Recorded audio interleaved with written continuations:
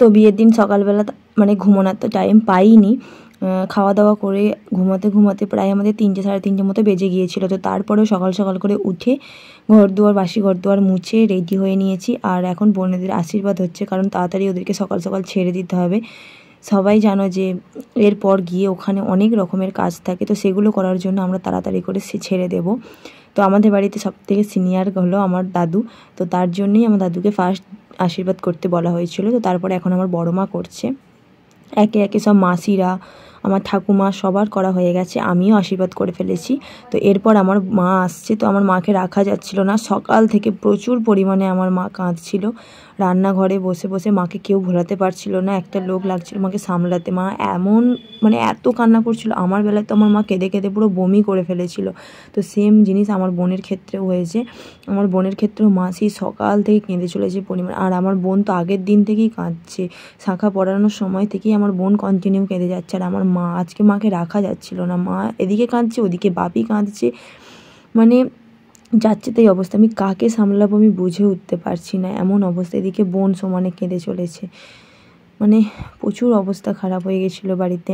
তো আগের বারে আমি চলে গিয়েছিলাম, আমার বোনও চলে গিয়েছিলো, দু বোনই, মানে বোন আমায় রাখতে গেছিলো। তো সেই জন্য আমার মা বাবার অবস্থা আরও বেশি খারাপ ছিল, কারণ কেউই পাশে ছিল না, কোনো বোন, আমরা দু বোনের কেউই ছিলাম না। তো এই ক্ষেত্রে তো আমি থাকছি, আমি দেখে রাখবো, আমি তো রাখতে যাব না বোনকে।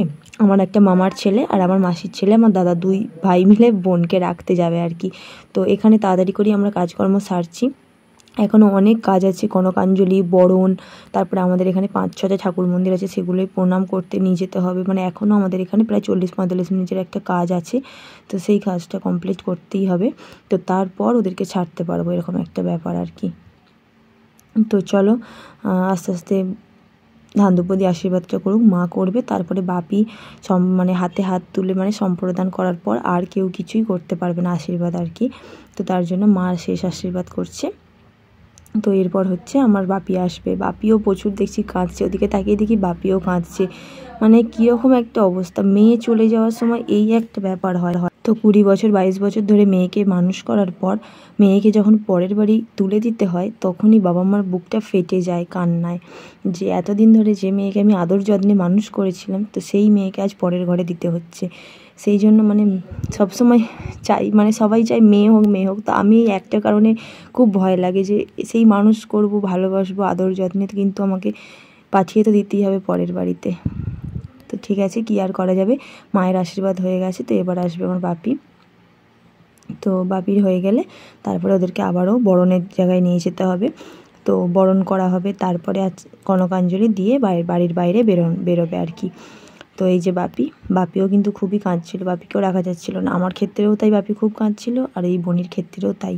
বাপি তো একটু কিছুতেই বনিকে ডাকতে থাকে, বাবু এটা কর, বাবু ওটা কর, বাবু সেটা কর। বাপি মা দুজনেই কিন্তু আমাদের দু বোনকে কিন্তু খুবই ভালোবাসে। জানি বাবা মা সন্তানদের ভালোবাসে, কিন্তু আমি অন্য কারোর কথা বলতে পারবো না, কিন্তু আমার মা বাপি আমাদেরকে খুব ভালোবাসে। আমি যখন এখানে আসি তখন যতক্ষণ না আমাকে ঘুম থেকে তুলবে আমার বাবা মাপির শান্তি হয় না। সকাল সকাল ডেকে তুলে দেবে, বলবে তোরা ঘুমোলে আমাদের ভালো লাগে না, তোরা ঘুমোবি, এরকম একটা ব্যাপার আর কি। তোরা ঘুমোলে আমার ভালো লাগে না, তাড়াতাড়ি তোরা সকাল সকাল উঠে পড়বি। আমার বাপি এরকমই করতে থাকে, খুবই ভালোবাসে আমাদের দুই বোনকে। তো ব্যাস হয়ে গেল কাজ সম্পন্ন এখানে। তো এবার হচ্ছে যাব বরণের দিকে। তো তার আগে আরও কিছু রিচুয়ালস আছে, কি চিড়ে মুড়কি খাওয়াতে হয়, তো সেগুলি করতে থাকবো। এই যে দেখতে পাচ্ছ, তো এখানে হচ্ছে ওকে 5 বার খাওয়াবে আর ওকে 5 বার খাওয়াবে। ফলার যেটাকে বলে চিড়ে মুড়কি, দই, সন্দেশ এসব দিয়ে মাখা ছিল ওটা। তো ওকে খাইয়ে দেবে, ওকে খাইয়ে দেবে, এটাই ছিল রিচুয়ালস। তো এটা সব কমপ্লিট করার পর ছিল পান, ওকে একটু পান খাওয়াবে আর ওকে একটু পান খাওয়াবে। তো কমপ্লিট। তো এবার হচ্ছে যাব বরণের দিকে। তো চলো কাজগুলো আস্তে আস্তে কমপ্লিট করা যাক। তো এই সময়টা দেখতে পাচ্ছিলাম যে সবার চোখেই জল। তো মা যেভাবে বরণগুলো করতে হয় সেভাবেই বরণ করছে ওদের দুজনকে। আর সবাই, তারপর আমার মাসিরা থেকে আমার শুরু করে সবাই খুব কান্নাকাটি করছিল। আর এই যে কনকাঞ্জলি হচ্ছে, তো আমার বোন এবার চালটা দিয়ে চলে যাবে। ওকে বলাই ছিল আগে থেকে, তুই কিচ্ছু বলবি না। এই সময় নাকি বলতে হয় মা তোমার সব ঋণ শোধ করলাম। তো মা বাবার ঋণ কোনো দিন শোধ করা যায় না, তো সেই জন্যই ওকে বলা ছিল তুই এই কথাটা বলবি না, কোনো দিনই এই কথাটা বলবি না যে তোমাদের ঋণ শোধ করলাম। ওদের ঋণ কোনো দিনই কোনোভাবেই শোধ করা যায় না। তো এই যে এখানে হচ্ছে এবার ওরা বেরিয়ে যাচ্ছে আস্তে আস্তে। তো এবার আমরা যাব আমাদের কালী মন্দিরে, সব জায়গায় প্রণাম টনাম করি, তারপর ওদেরকে গাড়িতে তুলে দেব।